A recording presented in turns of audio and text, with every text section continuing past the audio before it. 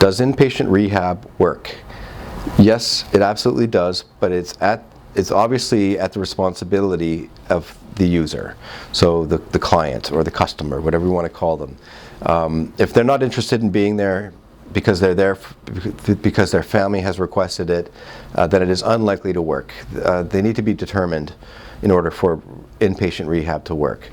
So, but that being said, if somebody's there for the right reasons, but they might be frightened, it's their first time, it's still, when a person is at their wit's end, or if they're scared or frightened, or if there's serious consequences, like legal consequences, then in this situation, rehab has a high potential for them to work out. They may not get it right the first time, however. They might have fully jumped in and learned as much as they can, and they completely have embraced the new way of life, but that is no promise that they will have an enduring recovery. Unfortunately, relapse is a part of recovery for many people, myself included.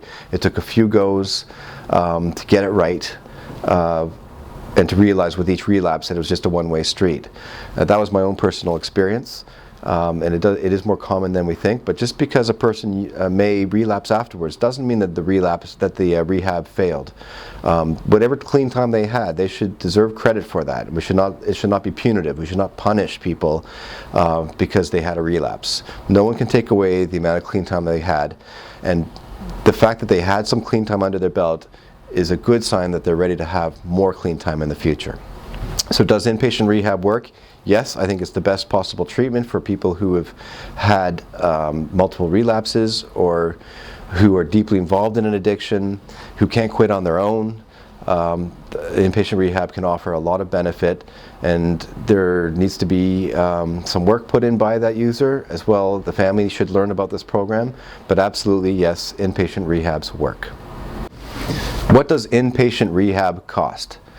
Some of them are covered by medical insurance, some are covered by the Ministry of Health in Canada, or OHIP in Ontario, and some of them a person has to pay out of pocket. The price could range from a couple thousand all the way up to $20,000 or even $30,000 a month. That does not necessarily translate to quality of care. What needs to be looked at a rehab is the ratio of clients to drug treatment counselors or social workers. They need to look at the time spent on one-on-one per week, time spent in classes per week, what sort of recreational activities are available.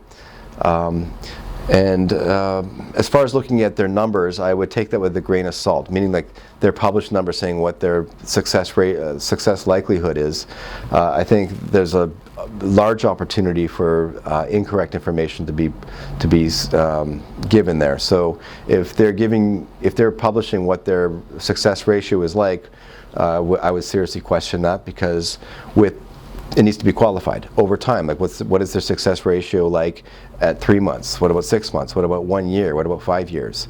And is this confirmed by random urine tests the whole time? So what they publish as their success rate should be taken with a grain of salt.